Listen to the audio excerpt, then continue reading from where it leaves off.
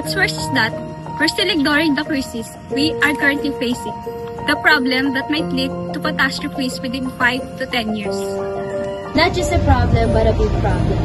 Intense droughts, water scarcity, severe fires, rising sea levels, flooding, melting polar ice, catastrophic storms, and declining biodiversity, all because of climate change. Time is running out, but if you act now, it can be a different ending for all of us.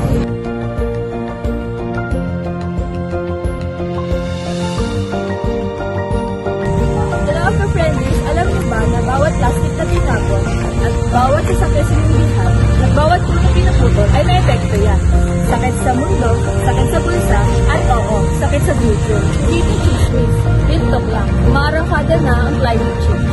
Mas malalakas na bagyo, mas mainit na panahon, at mas magalas na pagbaha. Pero hindi pa uli ang lahat, may magagawa pa tayo. So, what do we do? Simple!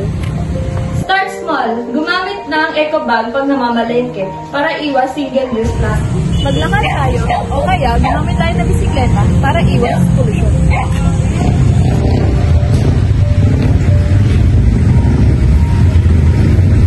Pag napagod, hindi bibili ng water bottle, ha? Magdala ka ng sariling tumbler para iwas plastic bottle. May lumang damit, ibigay sa iba o ibenta. Nakatulong ka na, kumita ka pa. At kung mag-aircon ka, girl, i-check mo naman yung thermostat. Huwag todo Arctic. Tips for fighting climate change. Magtipid sa kuryente at tubig. Mag-recycle at mag-compose. Suportahan ang green businesses.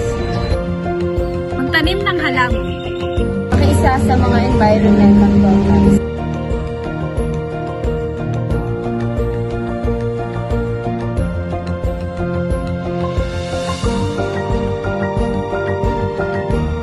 Bata man o matanda, may papel ka sa laboratory. Hindi kailangan maging superhero, kailangan lang ng konsensya, kaalaman at konting effort.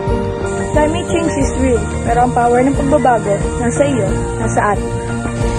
Gising na, hindi to teleserye, pero totoo ang drama. Ang bida, kalikasan, ang kontrabida, climate change. Kaya ano pang hinihintay mo? Sama-sama tayo sa kampanya. Gising, kumilos, at lumaban para sa kalikasan.